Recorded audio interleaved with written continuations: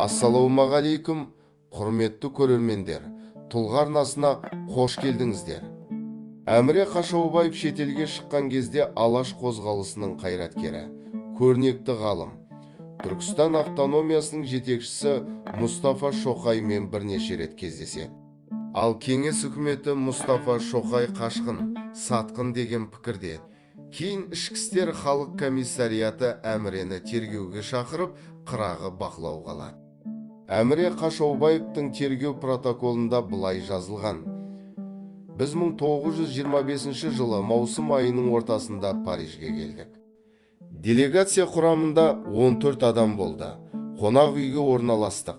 Екінші күні бөлмеме Мұстафа Шоқай келді. Таныстық. Ол Қазақстан туралы сұрай бастады. Менің оқымағанымды сұрады. Мен кәсіби білімім жоқ деп айттым. Байтұрсынов пен Дулатов жайлы және олардың немен айналысып жүргенін сұрады. Мен Байтұрсынов Қызылордада оқытушы, ал Дулатов жазушы, кітаптар жазып жүр дедім.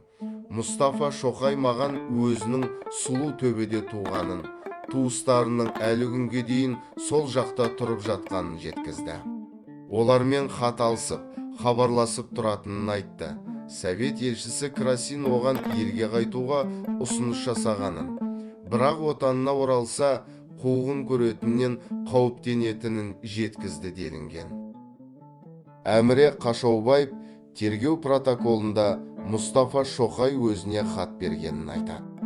Кетер кезде ол маған Байтұрсынов пен Дулатовқа сәлем жолдап, блокноттың тілдей парағына өз қолымен олардың аты жөндерін жазып хат жолдады.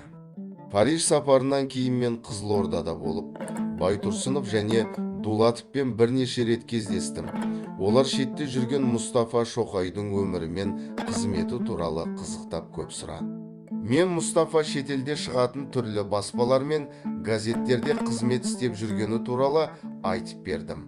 Мұстафа Шоқайдың Байтұрсынов және Дулатовқа жолдаған хаттарын жоғалтып алдым. Мен оны көп іздедім, бірақ таба алмадым дейді. 1925 жылы Әміре Қашаубаев Франциядағы сапарынан соң ішкі істер халық комиссариатының назарына түседі. Ал 1927 жылы Қашаубаев тағы да шетелге сапар шегеді. Бұл жолы ол көп ұлтты кеңес одағы делегациясы құрамында Майндағы Франкфуртте өткен көрмеге қатысып ән айтады. Онда ол тағы Мұстафа Шоқаймен кездеседі. Оның бұл әрекеті коммунистік партияға ұнамайды. Әнші елге оралған соң, оған қатысты ашық және аяусыз қудалау басталады. Осымен біздің шығарылымымыз аяғына келіп жетті. Келесі кездескенше сау саламатта болайық.